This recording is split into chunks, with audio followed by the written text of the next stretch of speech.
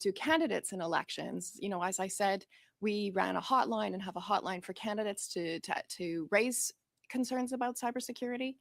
And in those particular instances, you know, should a candidate ever say, you know, there's information about me, it's wrong online, we're not going to be able to go and contact the social media company and would not be in a position to ask them to take it down. But we can provide them with information and advice on what's available to them and the tools that are available to that candidate and to the party. I'm going so to they can have to manage the interrupt there. situation. We're well over. Okay. We'll turn to Mr. Jackson for 5 minutes, please. Thank you, Chair, and nice to meet all the witnesses. Nice to see some of you again who have been here before.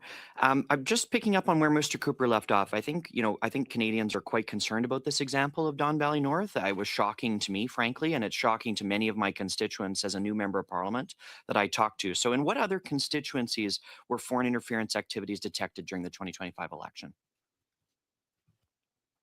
Chair, and to the member for the follow-up question. Perhaps I'll answer it this way. It's important to remind Canadians that the Site Member Task Force investigate threat activities of foreign states as it relates to foreign interference and individual entities that are of concern from the violent extremism perspective. And so we did say during the tech briefings that in not all instances would we be able to share the detail of where we detected those occurrences with Why would that be the case? Why would you not be able to share with Canadians whether their constituency was targeted by a foreign state or not? I don't understand the lack of transparency there. Thank you, Mr. Chair, and thank you for the question. If you'll permit me to finish.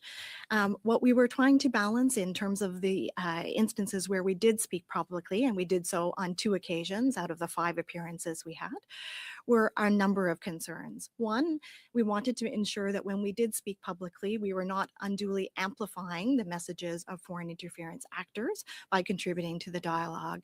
Second, in some instances, we need to ensure that we are ensuring the integrity of national security investigations. But I understand that during the election, ma'am, I really do. But we're well past the election now. The results are finalized, certified. They're in government. We're not. Like, it's pretty final. So I don't understand now why you cannot share that. Just give us the number of seats. Maybe I can pop in and provide a bit of additional context. So thank you very much for the question. We look all the time at threats. So while SITE stands up for enhanced monitoring during an election period or a by-election period, we all work together as colleagues, and our teams all work together as colleagues all the time. And if we see any threat, whether it be a foreign interference threat, for example, threatening our democratic processes, it's something that we would work together to address under our own mandates at any time. So was my seat targeted? Do you think I have the right to know that as a member of Parliament? So what I can tell thank you, Mr. Chair, through you. So what I can tell the member is that during the course of the election, the security cleared representatives of each and all the parties were provided both with unclassified and classified briefs. And we ensured that any information that was reported to the Site Task Force was understood during those conversations.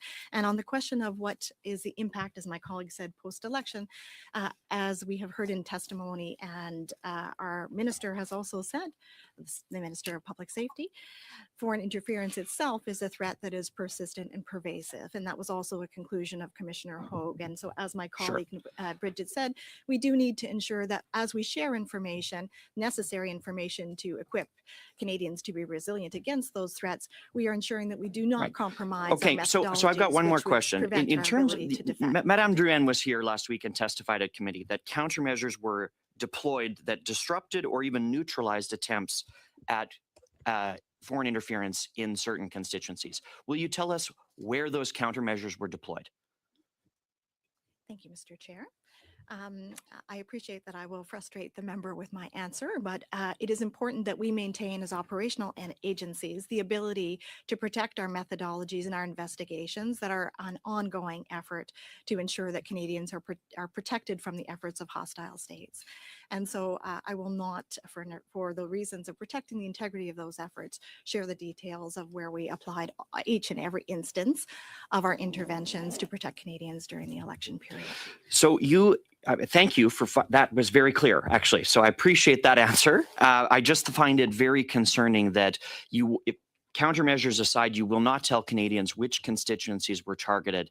And like the Don Valley North example was not shared as widely as perhaps you think it was, as many of us were shocked to learn of the details. And so if there are other constituencies that are subjected to either threats during an election period or ongoing, I believe, and I think most of us believe, that Canadians have the right to know what those constituencies are that are being targeted by foreign states. And I'd strongly encourage you folks to reconsider being more accountable and publicly transparent about sharing those constituencies. Thank you, Chair.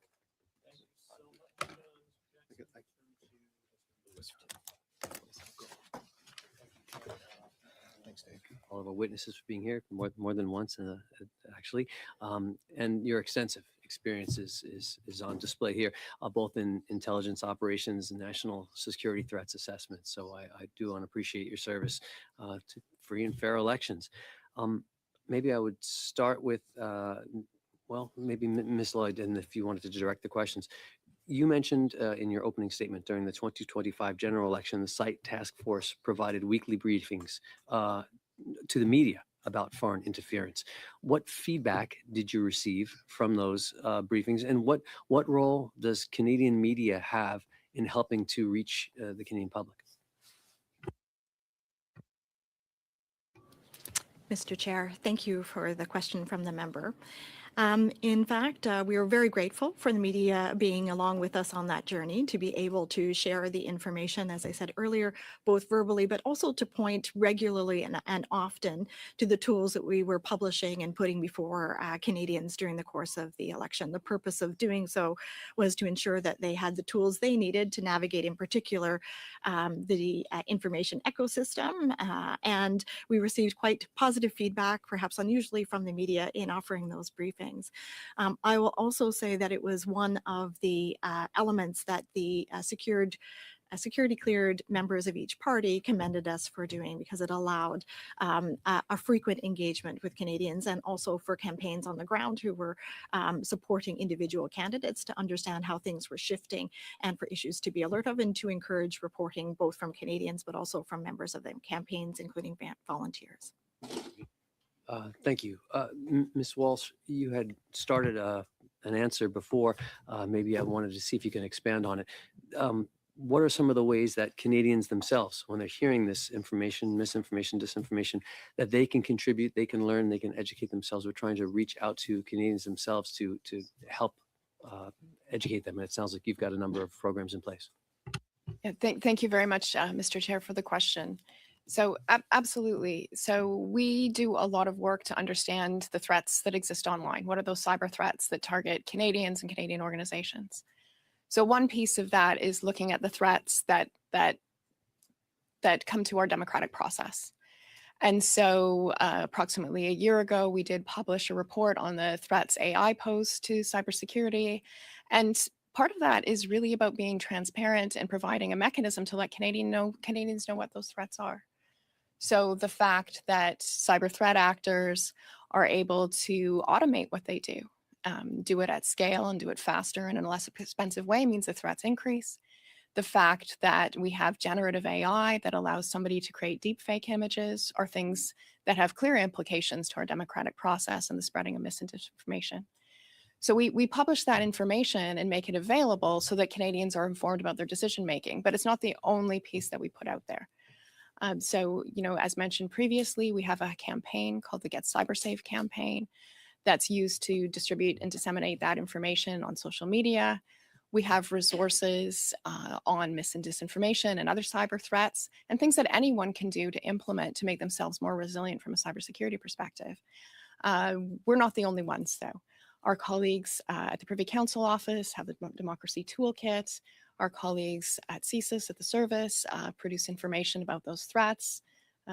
All across the table, the Rapid Response Mechanism puts pieces out, and the RCMP has education campaigns. So it's not something that we only do, but there is an awful lot of work out there to make sure that Canadians are well informed heading in as they're making their choice to vote. Very, very helpful. Thank you for that. You mentioned, I believe it was Ms. Lloyd, that you have enhanced monitoring during elections, but always ongoing work in between at some sort of a reduced capacity. Then you also mentioned that there have been 12 by-elections that you've overseen. Can you give perspective on how a by-election is handled? It's not a full election, yet it's not off season. How is that handled? Thank you, Mr. Chair, and the member for the question. So since 2023, we have been mandated to stand up for every by-election.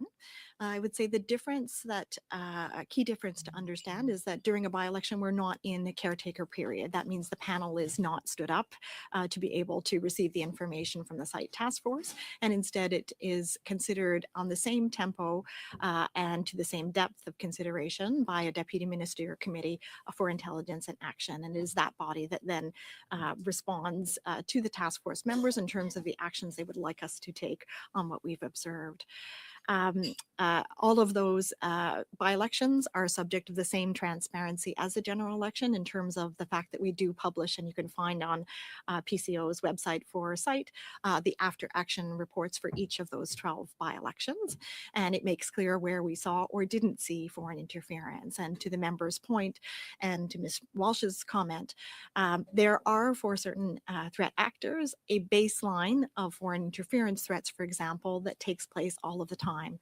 So while elections are an opportunity to conduct focused foreign interference, it is for certain threat actors a standard operating procedure of threats to democratic societies, including Canada. Thank you so much. Because have a 2-hour panel, we'll do Madame Normandin for 5 minutes, Mr. Cooper for 5, and Madame Briere for 5, and then we'll take a 5-minute break for the benefit of everyone. So, Madame Normandin, 5 minutes, s'il vous plaît. Merci beaucoup. J'aimerais continuer sur. Thank you very much. I'd like to continue with the questioning on the disinformation on social media platforms, because in traditional paper media, there is not much of that. So disinformation is the weak spot of the panel. You talked about cybersecurity and other threats, but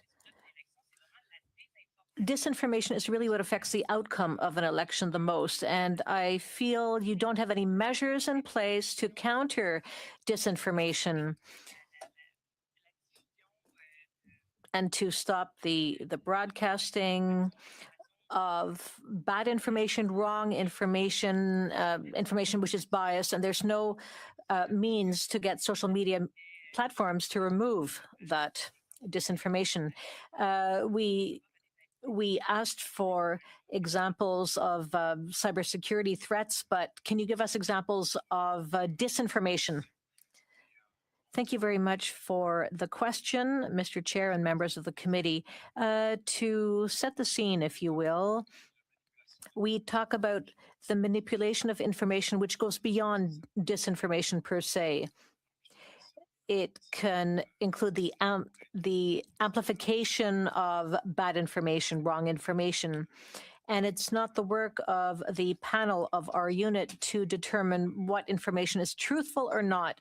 We are more focused on the source of the information. So if information is linked to a state actor, that information is not made public, or rather, we feel that information should be made public. And if misinformation goes viral, it's something that we also communicate to the public. Now, in terms of measures to counter the manipulation of information, you're absolutely right. We don't have a way to turn off the tap in the digital environment. And this in part goes back to what Ms. Walsh was saying earlier. We need to inform the public to make sure it develops a more critical thinking with regard to what is available online. Government agencies have a role to play in this, but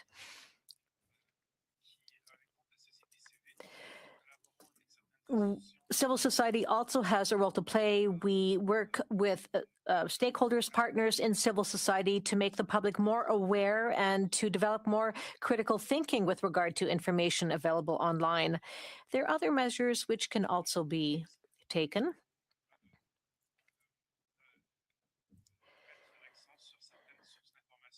We can focus on the sources of information which may be less credible. And this is what we did during the election. For instance, there was an incident where the sources of information were such that we were able to inform the Canadian public that that on WeChat, information was being put out by the Chinese government. So we have to be careful and with regard to when we point fingers or not. There is no silver bullet. We try to put as much information out there so Canadians can make informed choices with regard to the information they choose to accept. You said that it's not possible to turn off the faucet and that you're trying to find other ways to make Canadians understand that some information could be misinformation, problematic, but some people may not be on traditional media at all. So is there any way for us to even try to shut off that tap? Well, that's more an issue for lawmakers. And it's not up to us public servants to decide what posture to adopt with regard to social media platforms. I don't think our efforts are vain. I think we are taking the necessary measures. And in the last election, I believe we showed that we were very transparent by communicating as much information as possible to Canadians. It was our duty to do so. It was our responsibility to do so as public servants. It's a continuous effort, and we will not stop. To Mr. Cooper for 5 minutes, please. Mr. Chair, I'm going to continue where I left off, and I'm going to try again. In addition to Don Valley North, Here we go, Cooper. how many candidates and how many ridings were targeted by foreign interference activities? Thank you, Mr. Chair, and for the member for the follow-up question. Unfortunately, I'm not able to tell you the numbers of the incidents or the reports that we received. I can tell you that foreign interference activities. So you're not able to provide the numbers. Will you undertake to provide those numbers to the committee?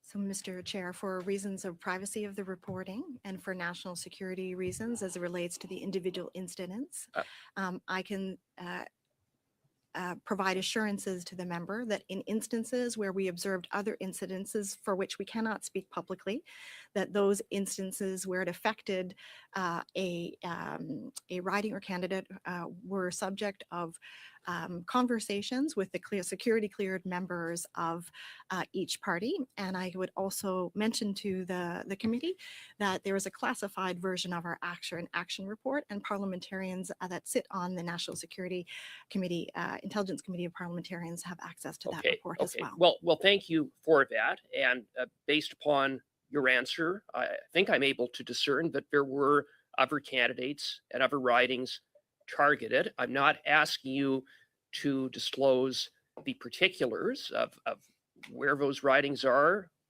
who those candidates are. I was simply asking, would you be able to provide a number so we can have an idea of how big or how small this in fact was as a problem? Thank you, Mr. Chair. As I believe I mentioned in my remarks, what we did observe was small scale and no instance did the panel determine that there was an impact on the nation's ability to have a free and fair election, nor at the riding levels. I could perhaps be helpful to the committee by sharing that we did receive reporting from individuals, members of the public, as well as from candidates. And so as such, each of those incidences were explored by the various members before you today, and all of those instances were put before the panel for their consideration. Okay, thank you for that. What foreign actor was responsible for the targeting of Joe Tay, as well as for the propaganda WeChat campaign involving Mark Carney, where they largely promoted him, but there were some contrasting narratives. So I presume Beijing was also involved in some of these other instances. Is that the case? And in addition to that, what other states were involved in these concerning activities? Mr. Chair, thank you for the question. Before we began the election period, the site task force did undertake an assessment of what we expected to see during the election period. And that included an overview that was provided to Canadians and the public through the very first technical brief. And in that, we outlined that we expected to see, as Member Normandin mentioned, a range of activities specific to disinformation, for example, as well as the potential for cyber activities. And we didn't expect to see incidences of violent extremism. So we went through each of the countries that we expected to see conduct some activities. And my time is very limited, Sorry. and I'm just trying to get to, I understand that there was work done in anticipation of what might happen during the election, but we've had the election. I'm asking what states were involved in the activities that were identified as being foreign interference. Thank you, Mr. Chair. So in the after action report, we outlined that there were instances that were observed that related to the People's Republic of China, that related to Russia. And we indicated that we were also monitoring both for foreign interference efforts by India and by Pakistan. Okay. Is the RCMP, so Mr. Ohayon, is the RCMP undertaking any investigations in respect of foreign interference related activities that occurred during the 2025 election? Thank you for the, interference with my hearing aids. Thank you for the question, Mr. President. As we confirmed during the tech briefs, an investigation was initiated into the incidents related to candidate Tay. Oh, sorry. However, in terms of confirming the existence of criminal investigations based that were triggered during General Election 45, the RCMP does not disclose until charges are laid, does not publicly disclose until charges are laid whether or not the existence of a criminal investigation. Thank you. Mr. Cooper, we'll go to Madame Briere. 5 minutes, please. Thank you, Mr. Chair. Merci à nos témoins d'être avec nous. Thank you to our witnesses for being here. It's Groundhog Day for some of you. A little earlier, my conservative colleague insisted strongly on the communication of information which might be sensitive during an election campaign or sensitive to political parties. You talk about the importance of getting security clearance with regard to obtaining all of the necessary intelligence and how this could have an influence on how decisions are made in a timely manner when the information is received through a middle person and not directly, because a person might not have enough clearance to get the relevant information to make the best decision in the circumstance. Thank you for the question.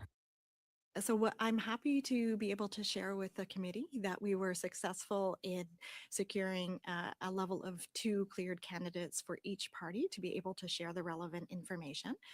We provided briefings before the election over the course of the preparatory period at the outset of the election.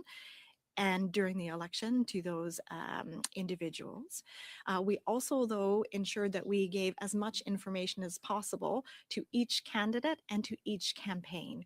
And we did that in a way that equipped with them with not necessarily detail that was classified as it related either to threat actors as referenced by the Conservative member, but on what foreign interference, for example, looks like, and ensure that each candidate and campaign had the ability to report it to site. We are also conscious that as much as we work in improving our efficiency of communications with Canadians, there still is a hesitance in some instances to trust the institutions of government. And so in particular, as it relates to foreign interference, where there can be real impact on individuals, we wanted to ensure that there are mechanisms for individuals, whether it be individual citizens or volunteers, to report those through a chain of trusted engagements that they have, either with the campaign managers, for instance, for particular ridings, or through the national representatives that we were briefing on a regular basis. Anyone would like to add something about this question? Thank you very much for the question. Absolutely, I can add a little bit from the cybersecurity perspective. So while it's true that a lot of the information that we have and that we use to inform threats to the election is classified, we also really work hard to make sure that we're able to share when we can. And so both ahead of the election and during the election, we shared a lot of information about the details that we saw, for example, from a cybersecurity perspective. So during some of those media tech briefs, and in some of our previous publications, for example, on threats posed by those linked to the government of Iran who are conducting cyber threats online, tried to share enough detail, so especially that candidates, that anyone involved in the campaign had the information to know and to recognize when they might be targeted. That very high level of precision and technical detail is something that we really strive to make sure that we continue to improve on and share. Merci beaucoup. Et il semble qu'il y a Thank you beaucoup very de much. travail. It seems that considerable work is being done in reaction, which is normal. My colleague Christine asked a question about social media. It's easier to react once there is an incident and inform the public, but is there any prevention happening? Thank you for the question. I'll respond to that, Mr. Chair. Yes, indeed, a lot of work is done in advance. As was said earlier, it's continuous. The work is ongoing.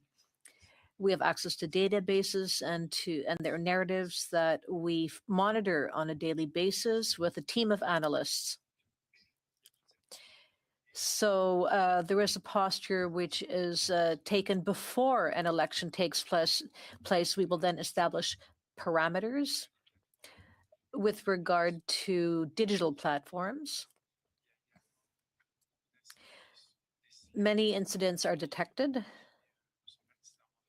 and which are not necessarily reported for several reasons, amongst others. Sometimes we don't want to amplify content which doesn't fit into the Canadian ecosystem. So an analysis is carried out in that type of situation. So we're not always in a reactive mood. We also work upfront to ensure that threats do not become so great that they might influence the opinions of Canadians. And I think that also applies to the other members of the site committee. We'll suspend for 5 minutes to stretch our legs.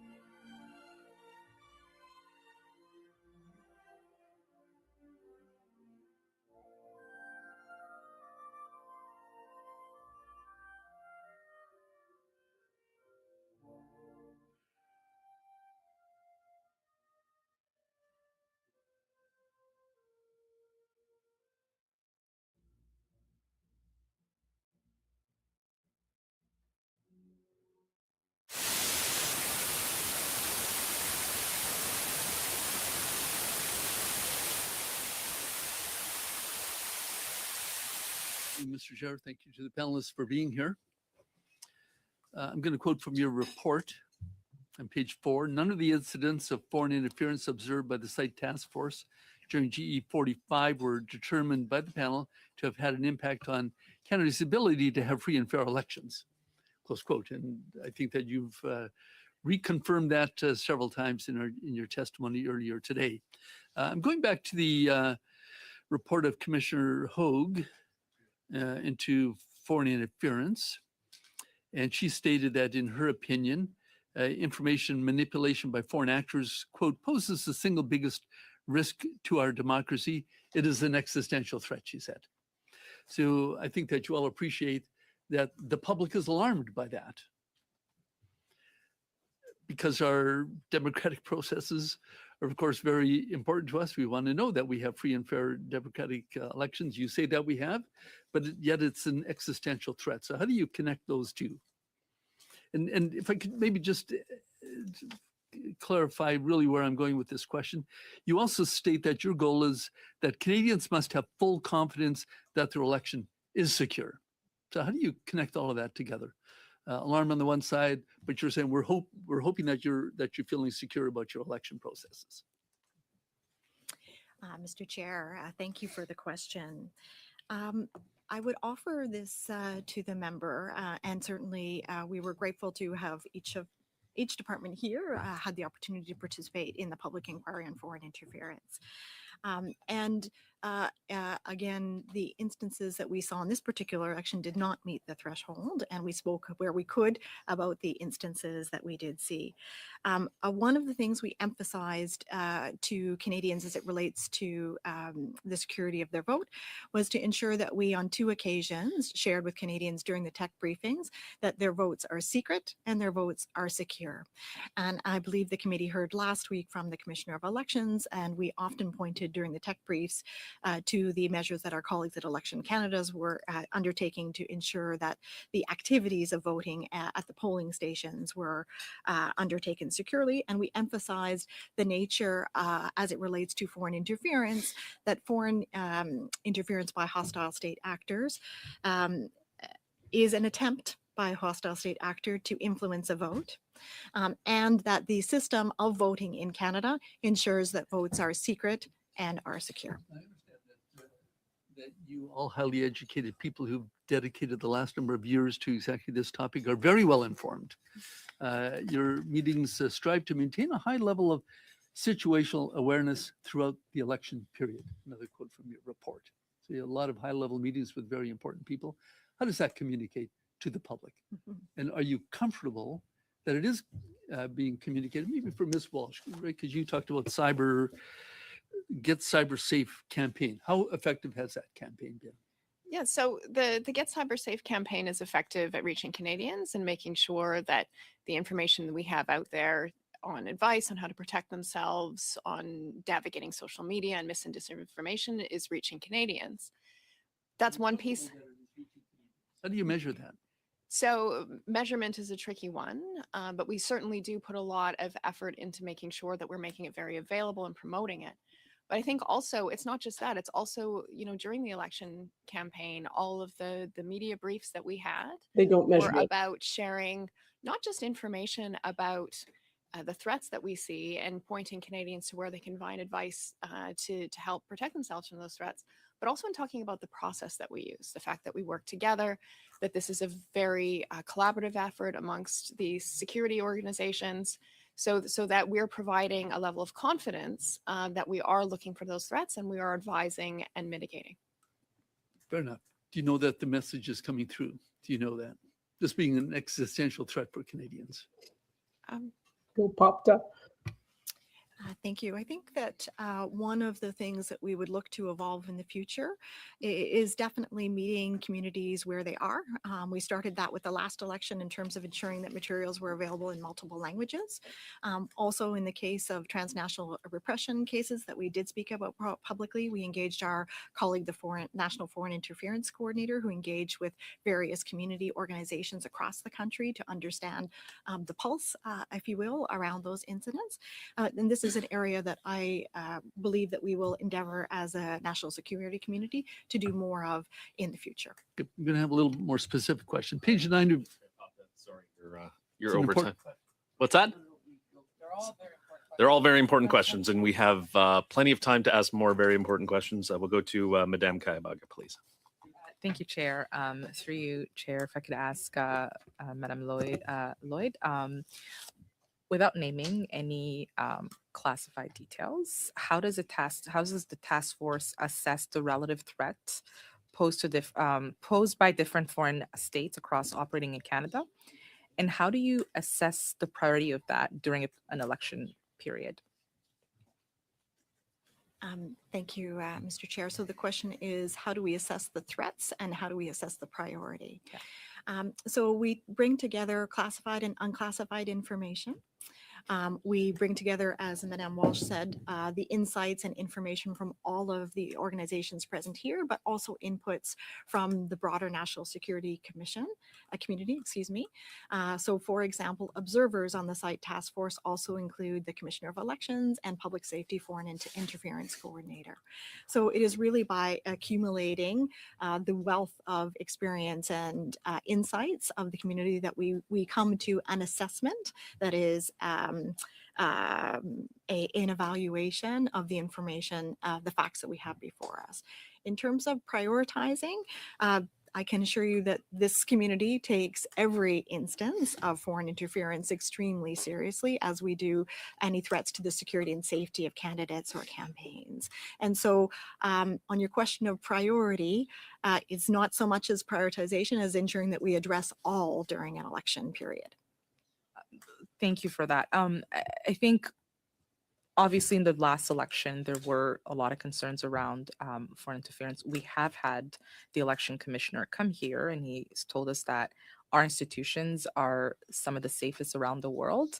But because this question is raised quite often, and there is a specific case that, you know, our colleagues on the other side have raised,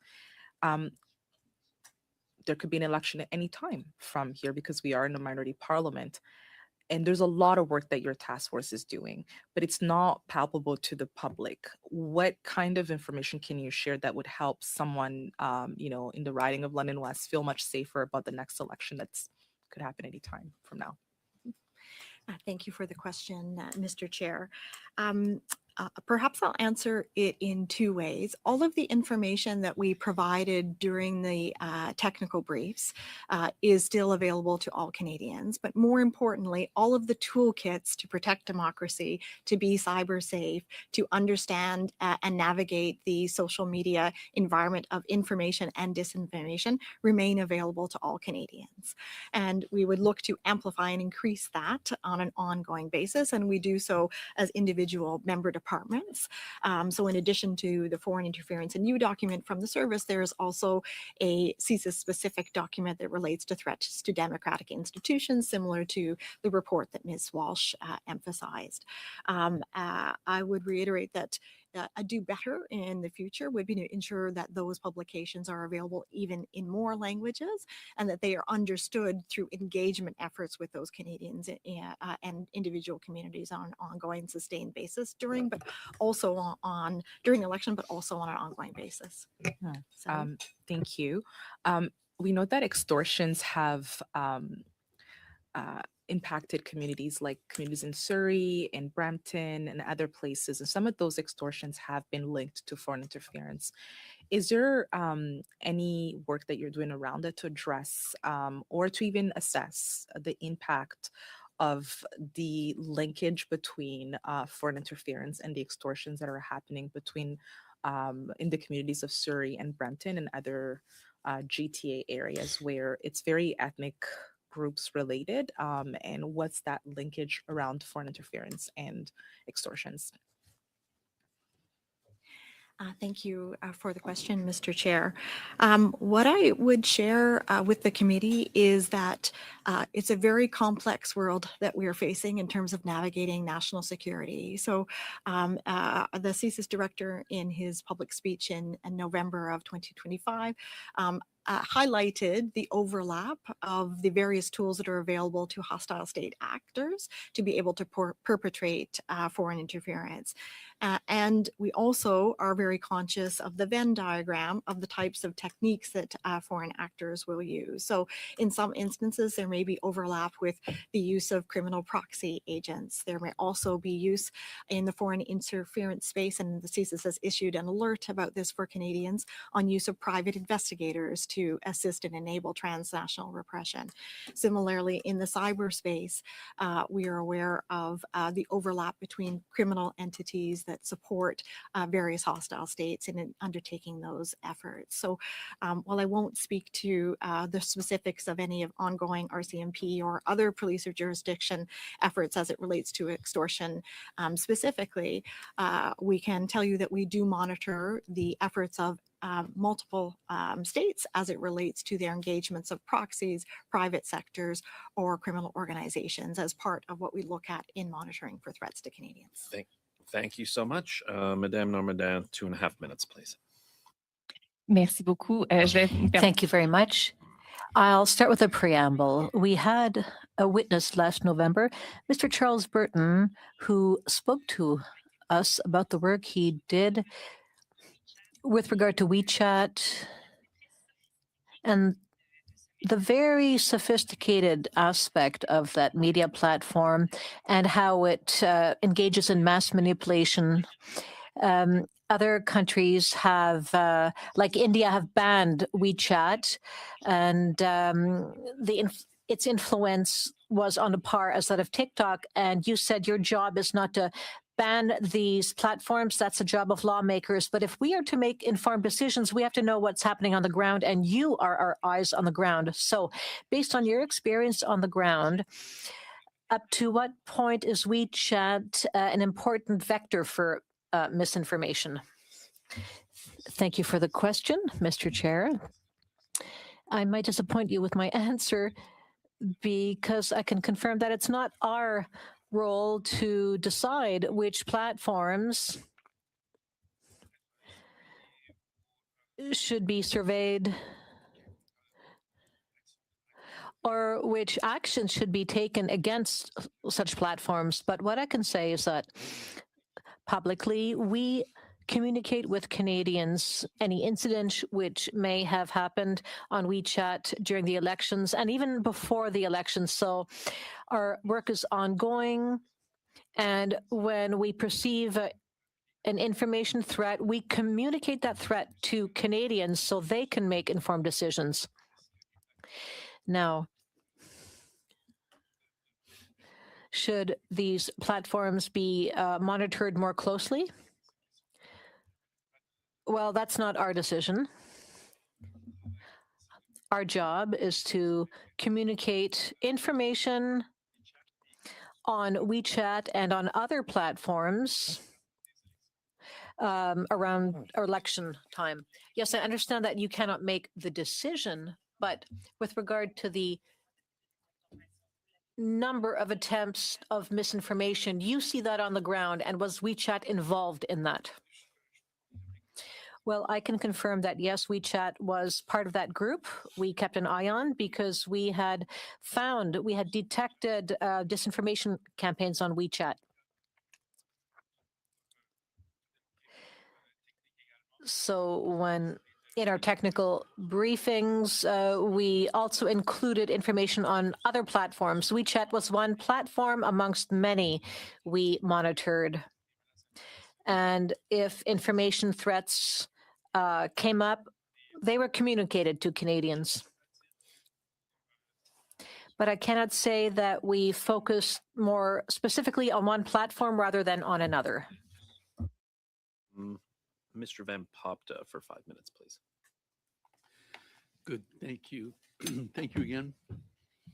In the previous round, we were talking about how or to what extent your group's high level of situational awareness was being communicated to the public.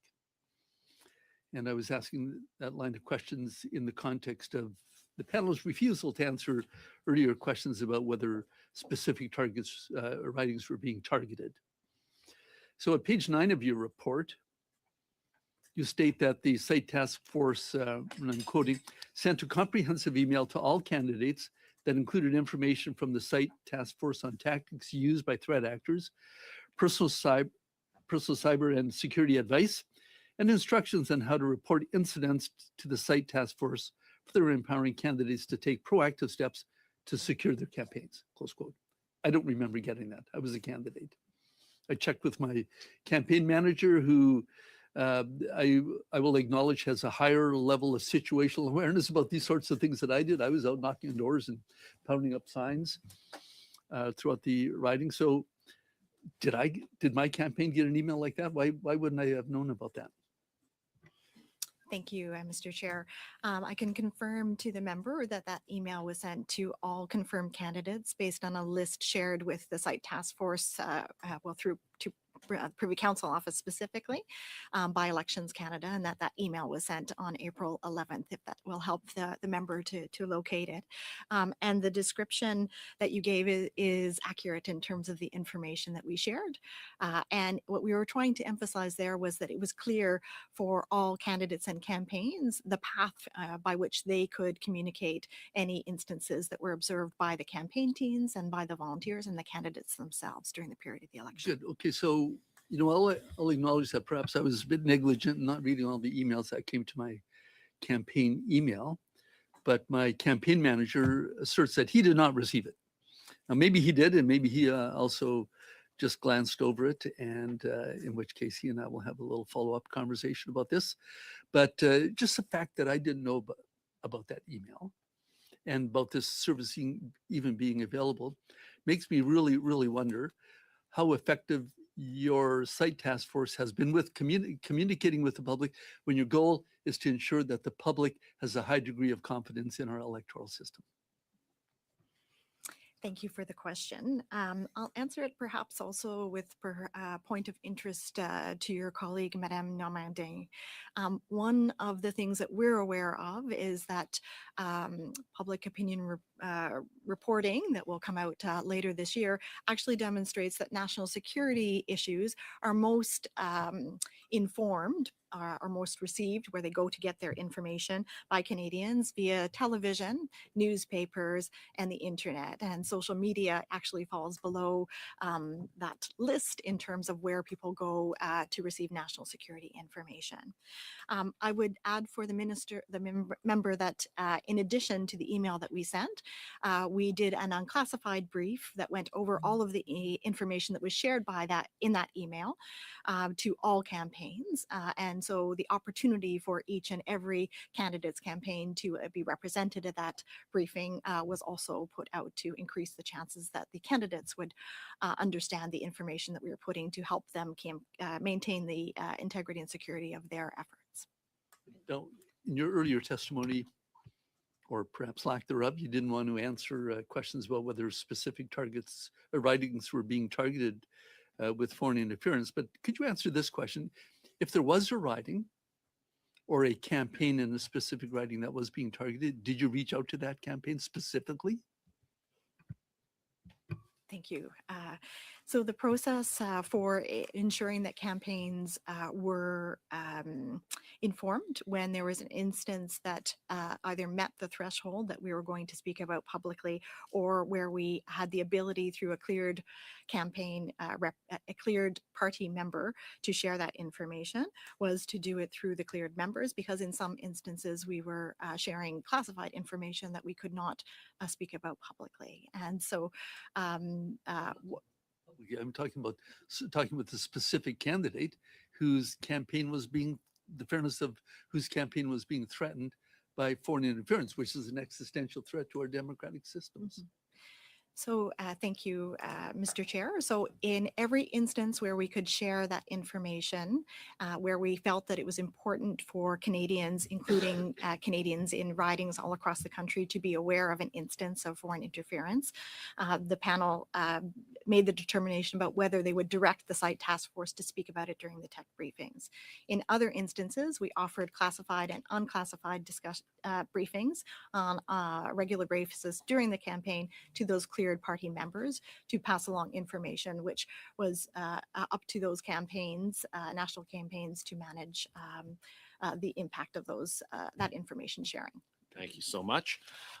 Since I have a bad habit of not deleting emails I've read, I did, as a candidate, receive a email. It's from Security and Intelligence from PCO.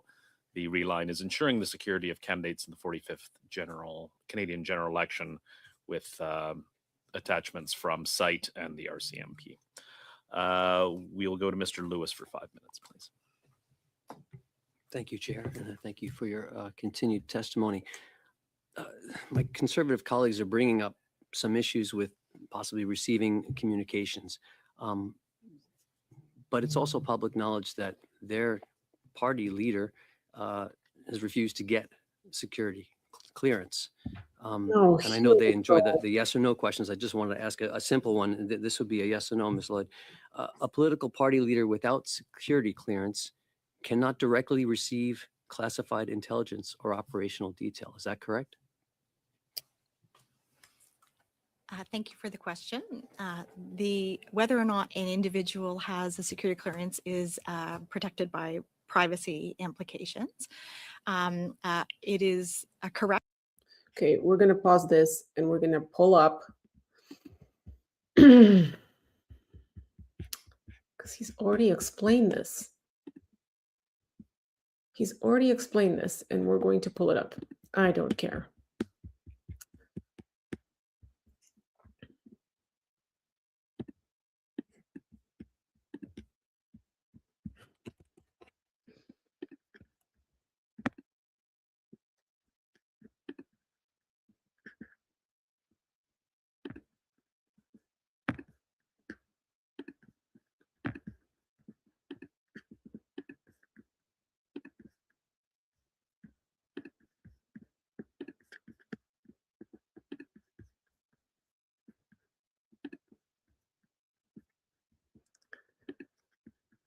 Explain once and for all the situation with your security clearance. Well, first of all, I've already had the clearance. I was a minister in the cabinet, so I've already been cleared.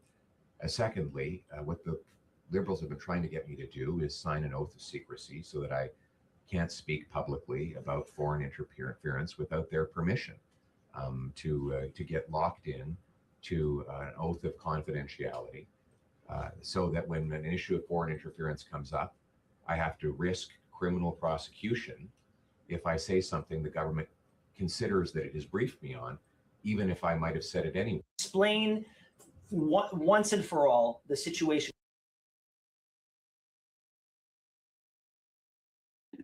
And there's one more during the election debates where he explained it. I'm going to pull that one up too. It's a bit more extensive, where he explains what he would not be able to speak on if they got their way.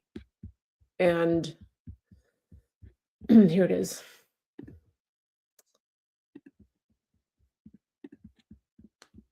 But I felt it was important. Was it right? Why? Well, first of all, I have got my security clearance when I was a minister. I got top secret clearance at the time, so there's no problem getting that. But when the government made this recent offer, they said that if I got the security clearance briefings, that I would be gagged under the security law, and I could be prosecuted if I spoke freely about matters of foreign interference. Now, given that Canada has experienced Chinese interference by Beijing, the government of China, in 2 consecutive elections, I needed to do my job to speak freely without fear of prosecution. And that was not something I would be allowed to do. Even Thomas Mulcair, the former leader of the NDP, said that when he was the leader of the opposition, he never would have accepted the kind of gag order that your government and Mr. Trudeau's government was attempting to impose on me. And it's good that I made that decision, because it has allowed me to speak freely about things like the case where one of your candidates, sir, actually said that he wanted to send a political opponent to China under a bounty threatening his life or imprisonment. And you refused to get rid of him. Now, it might have something to do with the fact that you went to China not long ago to get a $250 million loan for your company. But the reality is you refused to stand up for a Canadian who was being threatened by a foreign government. And I was able to speak freely on that matter because I refused the gag order that the Liberal government attempted Let's let to him impose respond. on me.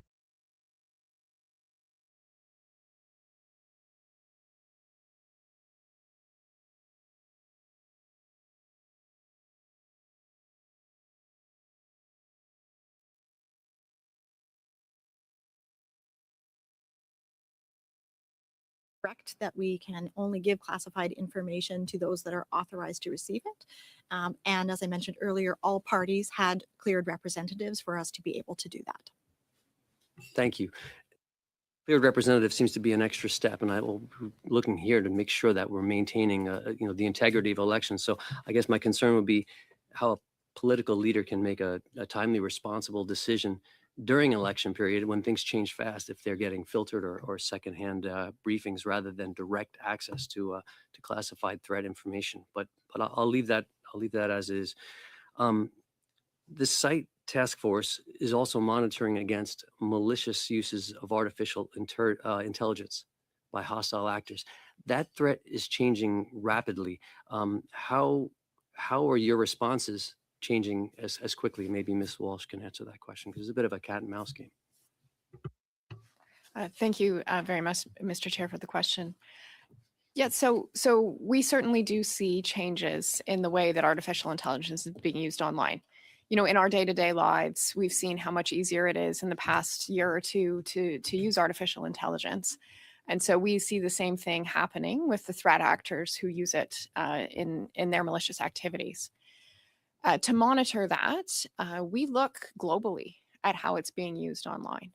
So for example, when we put forward our publication last year on the threats AI pose to democratic process, we looked at over 200 elections that occurred in that sort of year and a half period globally ahead of that to understand what are the tactics being used, what are the techniques. And we put that into the report so that Canadians have that information to understand how to protect themselves and what the threat is. But we also use it internally. So we use that to derive the advice and guidance that we provide. We use it to provide insight into our day-to-day operations in cybersecurity for Canada. We share it with our colleagues across the security community. So it's a big piece that sort of helps us inform how we operate and in the advice and guidance we give to Canadians.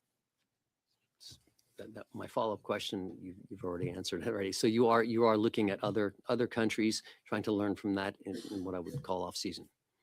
Absolutely. So we look at what's available, both from what's available online, from what we see through the important intelligence that we have within Canada, to put together a picture of how that use by cyber threat actors evolves over time.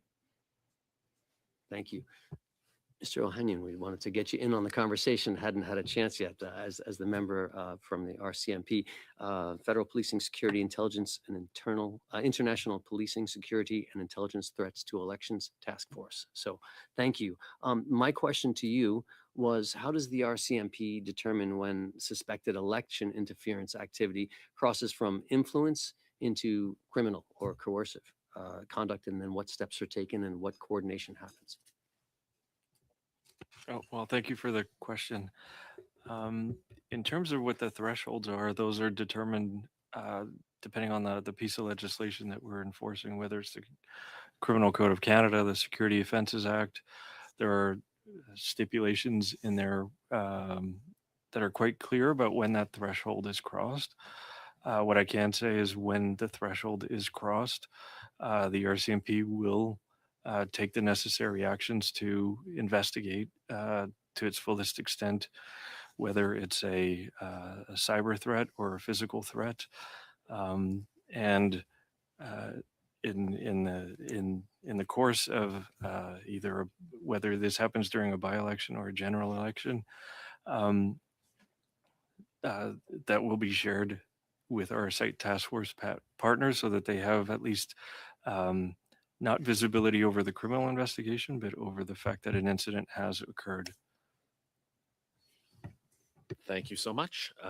We will now turn to Mr. Cooper for 5 minutes, please. Thank you, Mr. Chair. I want to drill down a little bit about what happened to Joe Tay in Don Valley North. The election panel announced to the public that there was a transnational repression campaign and went on to cite some of the targeting specific as it specifically pertained to Mr. Tay, and that announcement was made on April 17th, so nearly at the very end of the writ period. Mr. Tay testified that the day after he was nominated as the Conservative candidate in Don Valley North, which was on March 23rd, the following day, the RCMP attended to his home to advise him that there were credible threats to his safety that had been intercepted. I just want to confirm, Mr. Ohayon, that is correct, that the RCMP did attend to his home at that time. That is my understanding, Okay. yes. Okay. And it would be fair to say that there were threats that persisted against Mr. Tay through the course of the election campaign? Apologies, sir. Thank you for the question. Unfortunately, I'm not able to, I don't have that level of detail, Mr. Chairman, but I'd be happy to take the question back and provide If you would, that would be appreciated. Just 1 second. Oh, we'll pause your time. You don't have to turn on and off the mics. We run into the same thing too, and it's they'll take care of it. Just one little job you don't have to do or worry about. Sorry, Mr. Cooper, please continue. Okay. Mr. Tay was eventually told by the RCMP that it was unsafe for him to go door to door to canvass because of these threats. When was Mr. Tay informed of that? At what point? Thank you for the question. Unfortunately, I will have to go back and provide a detailed answer to that question. I don't have an answer to that. If you would, because I'm just trying to understand the timeline, because very early on, and in fact, well before the writ was dropped, there was information that had been intercepted that Mr. Tay was being targeted, at least on social media propaganda efforts by Beijing. Now, Mr. Tay went on to indicate that although in the report of the panel that was released, as well as the press release, media release that went out detailing the transnational repression campaign, that it involved much more than propaganda. It involved voter suppression efforts, particularly targeting Chinese seniors' residents, as well as harassment, surveillance, and threats of violence against Mr. Tay. I don't suppose, Mr. Ohayon, you would dispute that. Thank you for the question. As I've said before, I can't comment beyond the confirmation that there was a criminal investigation that was opened as a result of the threats against Mr. Tay. The details that the member is bringing up may or may not have come up during the investigation. I can't confirm.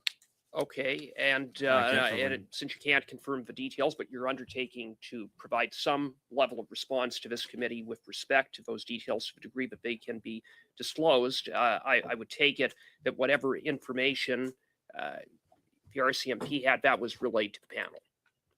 And that would have been occurring on a day-to-day basis, a frequent basis? Well, the what I can commit to is providing the answers that we can. I can't, I am, like I've said. Yeah, I'm just trying to just confirm that that information would have been relayed to the site task force, to the panel. Pardon me, I didn't hear the question, sir. The question is just to confirm that the information was routinely being relayed to the panel. I'm not in a position to confirm what was presented to the panel in terms of Mr. Tay. Okay, fine. You said there was, well, Ms. Lloyd, if you just very briefly would Yeah, answer certainly. Your time. We're over time. My apologies, Mr. Cooper. Go to Madame Briere for 5 minutes, please. Thank you, Mr. Chair. Le renforcement des mesures. The strengthening of cybersecurity measures is a priority of the panel. You collect information, a lot of information, a lot of intelligence, also from abroad, also with regard to threat actors. And we know that D-Day will arrive soon, or Q-Day, because quantic information and will become a reality soon. And artificial intelligence will have positive aspects, but if it falls into the wrong hands, it could have negative fallout. So you will have to deal with very complex issues such as quick decryption of intelligence, and hackers know this. It seems that they are already collecting data to take advantage of them later on. Data theft is up, identity theft is up, and what we say and do is being spied on. So how are you preparing for all these technological changes, especially with regard to quantum computing, which can undermine decryption security measures? Thank you very much, Mr. Chair, for the question. For providing a nice summary of what we do see when it comes to some of the cyber threats that are out there. And so when I think about it, there is a lot of technology that's amazing, that's helping us to improve the way that we do our work and our job and our daily lives across Canada and in the world. But some of them do pose threats. And so just going back to the question, there's a threat posed by the development of quantum computers that could break the encryption that we use and really impact our cybersecurity. As I've already discussed, the threat posed by AI and how threat actors use that online is something that we monitor and look at quite closely. And there are steps that we take to mitigate that, both when it comes to what we do on a daily basis to help Canadians, critical infrastructure, our government institutions to ensure that they're protected against those threats. But it also applies to what we do for election security. So a couple of things I might note are that we work very closely with Elections Canada and other institutions with ties to our democratic processes to be sure that we're collectively keeping those systems safe from all of these threats. We provide advice and guidance and work closely with critical infrastructure, who of course have a role in our democracy as well. You can't vote if you can't get to the polling station and receive that information you need online. So all of those pieces we assess and we look at and think about the threat, and we use it to inform the advice and guidance and the partnership that we have with government and critical infrastructure, and especially in that critical time during an election. Est-ce que le partage des... The sharing of information with other countries, for instance, could that help you to get ahead of those threats?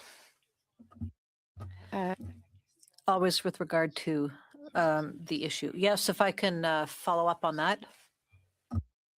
As far as the Global Affairs Canada, we're also part of the G7 Rapid Response Mechanism alongside G7 members, as well as Australia, New Zealand, Australia, and the Netherlands, and now Poland as well.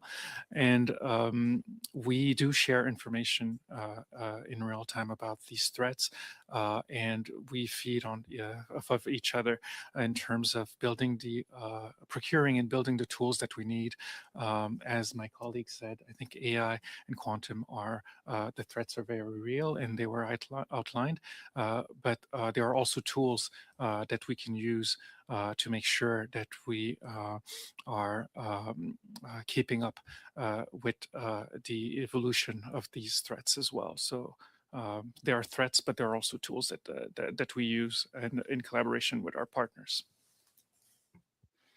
I'm done. Madame Normandin, 2.5 minutes, please. Merci beaucoup. Vous me Thank you very much. If I may, Mr. Babu, to come back to the answer that you gave me previously, you said that yes, there were incidents on WeChat, but we've also seen incidents on other platforms. So I don't see how we can put Pinterest and WeChat on the same footing. I would like to hear you on the analysis you've carried out on the greater risks posed by WeChat. Its ownership, the way it's used. I would like to hear you speak to the real risks posed by WeChat. Even though you can't give us a qualitative analysis, can you give us a quantitative idea of how many incidents of foreign interference were carried out on WeChat? Well, the analysis we carried out is a general one of all platforms, so I can't speak to a quantitative analysis with regard to one platform versus another. So we look at all platforms, and we do this for operational security reasons and not to reveal too much information on Canada's capacity to counter these threats. So I cannot go into the details with regard to incidents we have detected on one platform versus another. But I think what's important to tell Canadians is that we are monitoring all platforms known by the public in all languages involved, so we can get information in real time, especially with regard to threats that we can counter. Thank you very much. Quickly, Ms. Lloyd, you talked about a poll that was, or a survey that was carried out about how many Canadians use traditional media versus how many use social media. What about the different diasporas within Canada? Are some of these groups, do they turn more towards social media or traditional media? The member that public opinion research should come out later this year, probably in the summer, with I hope that a level of detail would be provided there. And I just make a précision on my point that my point was that for national security matters, we see the Canadian public continuing to leverage traditional media above social platform media, social media. Thank you. Merci beaucoup. I think We'll that's now true. turn, believe Where they're you get splitting the things- time, but we'll start with Mr. Cooper. Social media or traditional Ms. Lloyd, media? I'll let you answer the question, but I asked just regarding Mr. Tay and the interaction between the site task force and the panel, just very briefly, just to confirm that that was ongoing on a more or less day-to-day basis. That's right. So I can confirm for Mr. Chair and through the chair to the member that the panel was briefed on 6 occasions during the monitoring period as it relates to Mr. Tay, and the cleared representatives for the Conservative Party were briefed on 2 occasions.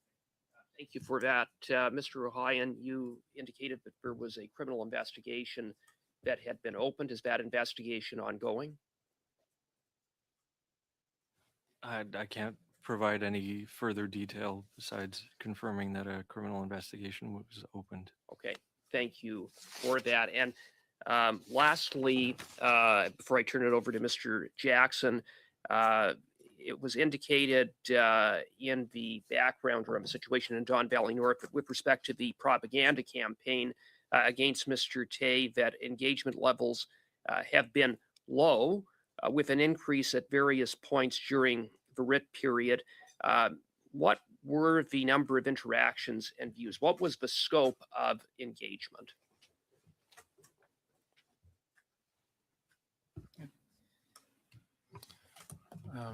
The scope of engagement was in the thousands to 10,000s of engagement, totaling views and likes and shares.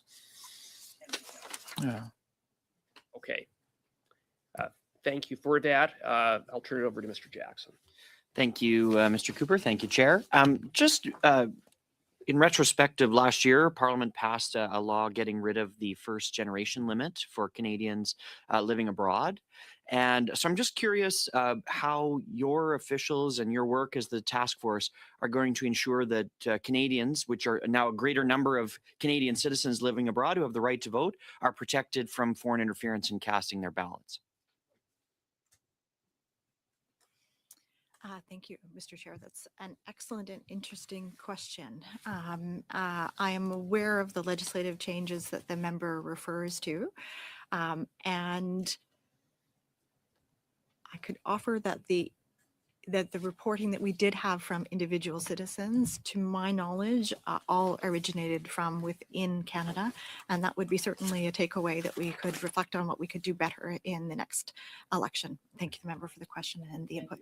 I think that's just a point of concern that perhaps these citizens living abroad, of which there are now many more by this virtue of this legislative change, they may not be aware of the task force and the efforts that you're undertaking to protect them and protect Canadians living within the country. So it is a concern, given that there are upwards of not just a couple hundred, but millions potentially now, or thousands anyway.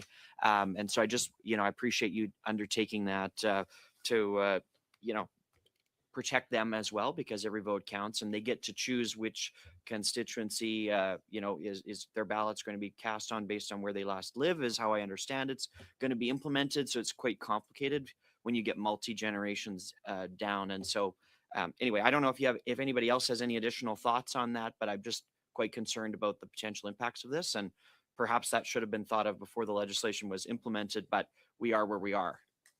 And maybe, thank you very much. If you'll let me add some additional information, I think, an opportunity for us too, because so much of what we communicated about this is online, and the information that we have and we put out there for Canadians. And so maybe a point for us to be looking at to say, okay, how do we make sure that we're reaching Canadians abroad with that same information and insight? 50 seconds if you'd like.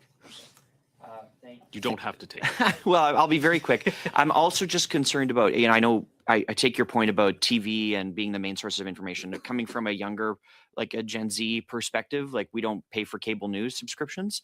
And so I am concerned about the narrative and the information that people are getting off of sources like TikTok. And are you engaging on those platforms in terms of disinformation and those types of things going on? I'll answer very briefly.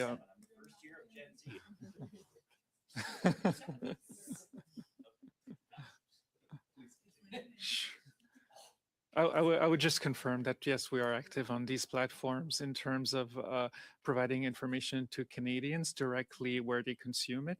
One thing that I would note as well is that during G45, we made sure that the information was also available in simplified and traditional Chinese, to make sure that we could reach the constituents and that they could absorb the information that was communicated by the site task force. So yes, to your question, we are communicating on various social media platforms to Canadians. Thank you so much. We won't get into this debate, Madame Kaibaga, the floor is yours for 5 minutes. You don't want to give me the floor if you don't want to get in that debate, but thank you so much. Just because it's a relevant conversation we're having right now, and it could be relevant as we're potentially in an election anytime soon, as we are minority government and an election can happen at any point. Can the task force walk us through how intelligence is stress tested inside your group, and before it informs a decision, especially in moments where there is an election?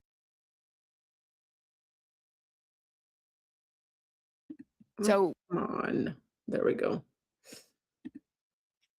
And there is information that is incomplete or rapidly evolving. Thank you, Mr. Chair, for the question. I believe the committee would have heard some of this testimony in the evidence presented by the panel last week in terms of the range of considerations that is given to the intelligence that we put before it. In terms of the intelligence originating from CSIS, for example, what we endeavor to ensure is that the intelligence that we put forward to the panel is characterized. And so a panel would have detail about the level of, that would help them to make the determination conditional on the level of confidence that they have in that piece of information or intelligence. And so that can range from qualifying whether it is a single piece of information where it has been corroborated, or whether it is a new information, or whether it has come from one of our partners at this table, or as my colleagues have mentioned, whether it has come from another intelligence agency that collaborates and is also monitoring, particularly in 2024, that was the year of elections around the world, interference that occurred in their countries. And sometimes as a result of that, they are able to inform Canadian concerns as well. Maybe if I could add, Mr. Chair, to that response.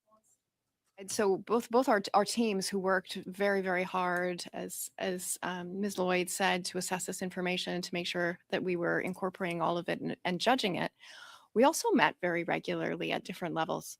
So our teams were engaged in that assessment process. We met daily as an assistant deputy minister community to know and to understand and provide another level of challenge and feedback before all that information was ultimately shared with the panel. I guess what I was trying to get from this question is I would hope that if we're in an election and there's something that's happening rapidly, like the response is much quicker than going through many different, layers of bureaucracy to get to a decision, and how, just understanding how do you flag that and how do we make sure that we're not going to be dealing with it post an election and we can actually take action in that immediate moment. Thank you for the question. So as Ms. Walsh said, we did meet daily, and we put our information through a brief through the chair of the committee, which was CSIS. So the director of CSIS gave a weekly brief to the panel. That being said, had we had an instance where we wanted to raise something urgently, there was always the opportunity to convene the panel on an urgent basis. And I would also add that it is important to understand that in our ongoing mandates, we are collecting constantly outside of election periods information that also can be relevant during the election period. So we have often found ourselves in situations where we had context to add to an involving incident and already had some information that was relevant to the panel's consideration. And looking ahead into a potential election, what would help Canadians most understand that vigilance, for them to remain vigilant, especially there's been a lot of comments in the committee on the study around ethnic communities that may have some challenges going to vote because they fear that, foreign interference is a big threat, and they fear that even their votes may be intercepted, which we already talked about the fact that our votes are secure and they're safe. But what kind of information do you think Canadians can have right now as they prepare for an election? Thank you for the question.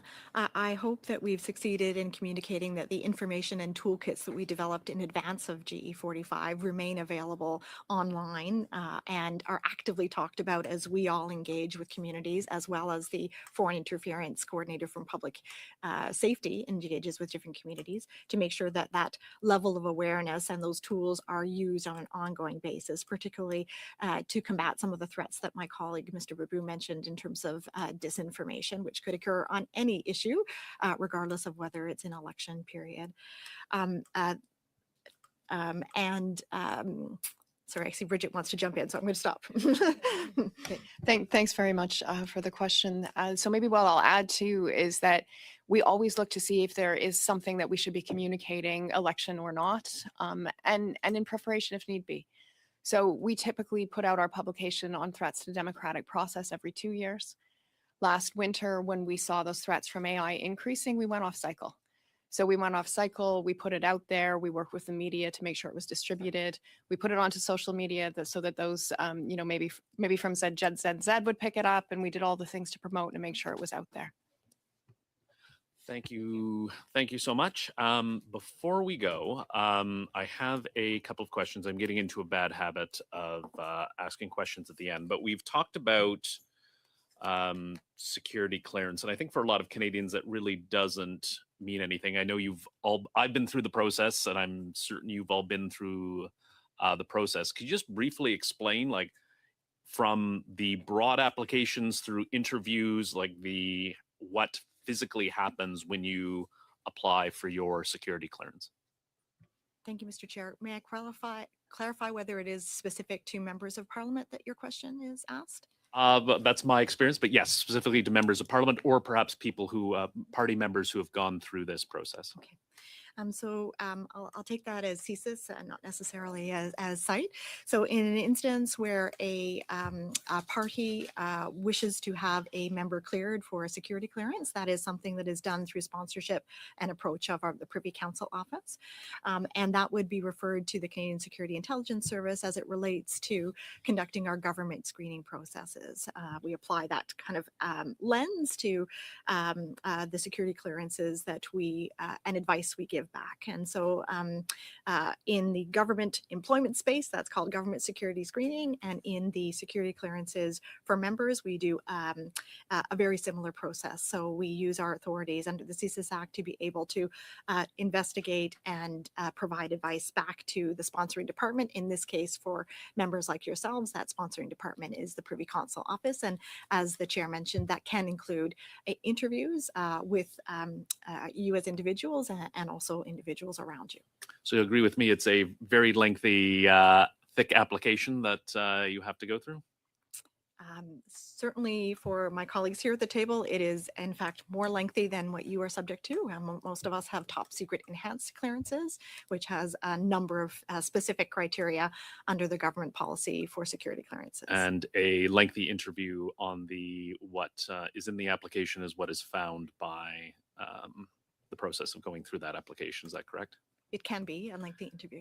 And if you had something to hide, you probably wouldn't want to go through that process, correct? I would say that those processes often can give opportunities to clarify concerns that we would have. So there is a benefit to engaging in the process and having the opportunity to have any misconceptions clarified as well. Thank you so much. I appreciate witnesses being here, and seeing no further business, we're adjourned.